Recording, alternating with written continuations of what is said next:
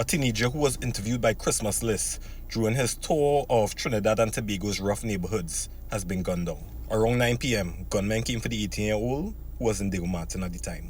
The gunmen arrived in a white station wagon and opened fire on him 2 buildings away from the Four Roads police station. The young man who goes by the name Hale Jr. Besson was killed after leaving the compound of a service station.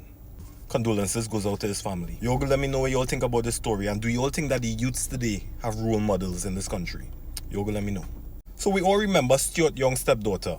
We must remember her, because that has been a topic of discussion when talking about Stuart Young for many years. Well, Gary Griffith recently revealed to the media that the stepdaughter of Stuart Young is his cousin.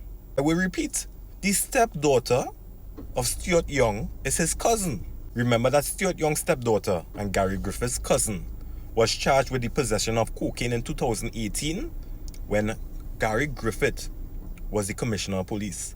And this is to show you that crime and criminal activity is swept under the carpet for some because of who you know, who you're related to, etc. Because bet your bottom dollar, if it was me, if it was my children, if it was you, or if it was your children, they would have been serving a jail time right now. What about her accomplices? Were they fortunate like her to have some of the strongest political figures in her back pocket? Could believe this, a stepdaughter could come and go. I could get with a woman, she could have a daughter, and I could leave that woman.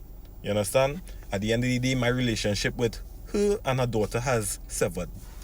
But blood, family, that is forever. So right now, the Prime Minister is hell-bent on stopping crime and criminal activity in Trinidad and Tobago. So I want to ask him and you, do you all think that this woman was given special treatment to get out of jail? Y'all go let me know. Prime Minister Dr. Keith Rowley says that police officers are now closing the station to hide from criminals. The Prime Minister says that criminals have become more brazen, that they believe they could shoot and kill anyone, even police. He said this has led to the belief that regular laws are not sufficient enough to deal with the harshness of the criminal element. He also lamented on the difficulty his government has faced when dealing with murders. So if the police officers are hiding from the criminals, who are the citizens supposed to turn to for help? Crap or smoke out a pipe, right? And you'll wait until it gets so bad to actually call a state of emergency, right? These police officers are family too, you know. They want to go home to their family too. So they're looking out for their lives as well. And smart, the Prime Minister saying to us that he has failed this country, right? It's a lose-lose situation either way you take it. We have lost the fight on crime and the criminals are running the country. Just think about it. In what other country would a Prime Minister come out and say that the police officers of the nation, the people who are sworn in to protect and serve, are hiding from the criminals?